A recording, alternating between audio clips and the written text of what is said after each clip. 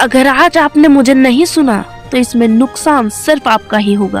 आरव 14 साल का लड़का था। क्लास में सब उसे लास्ट बेंचर कहते थे। टीचर बोलती थी, तुम कभी ध्यान ही नहीं देते पढ़ाई में। घर पर पापा कहते, तुमसे कुछ नहीं होगा। आरव हंस देता था, लेकिन रात को तकिए में मुंह छुपाकर रोता था। उसे लगता था कि शायद सच में उसके अंदर कुछ खास नहीं है। एक रात वो पढ़ाई की किताब खोलकर बैठा था, आंखों में आंसू थे। तभी अचानक उसकी टेबल पर एक छोटा सा गुलाबी कार्टून ब्रेन प्रकट हुआ। ब्रेन ने जम्हाई लेते हुए कहा, आखिर याद आ ही गया मुझे। आरव डर गया। तुम कौन हो? ब्रेन मुस्कुराया, मैं तुम्हारा दिमाग हूँ। सालों से यहाँ पड़ा हूँ, बस तुमने कभी मुझे इस्तेमाल नहीं किया। आरव चुप रहा।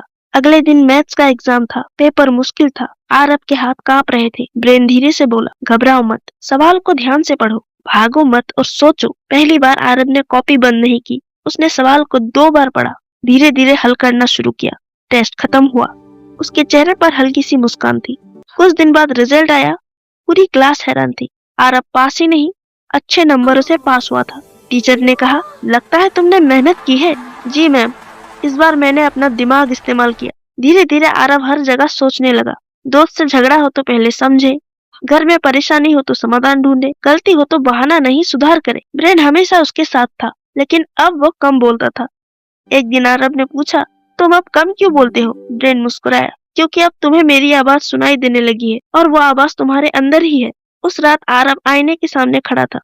वो वही लड़का था, लेकिन अब उसे खुद पर भरोसा था। ब्रेन धीरे धीरे गायब होने लगा। आरव घबरा गया। अरे प्लीज मत जाओ। ब्रेन की आवाज हल्की पड़ती हुई बोली, मैं कहीं नहीं जा रहा, मैं हमेशा यही था, बस तुम्हें खुद पर विश्वास करना सीखना था। आरव की आंखों में आंसू थे, लेकिन इस बार वो कमजोरी के नहीं थे। उसने किताब उठाई और मुस्कुराया, और पहली बार उसे महसूस हुआ कि वो अकेला नहीं है। उसके पास उसका दिमाग है, और वही उसकी सबसे बड़ी ताकत है। तो प्यारे दोस्तों, ऐसी मजेदार और एजुकेशन वीडियो देखने के लिए हमारे चैनल को सब्सक्राइब जरूर कीजिए।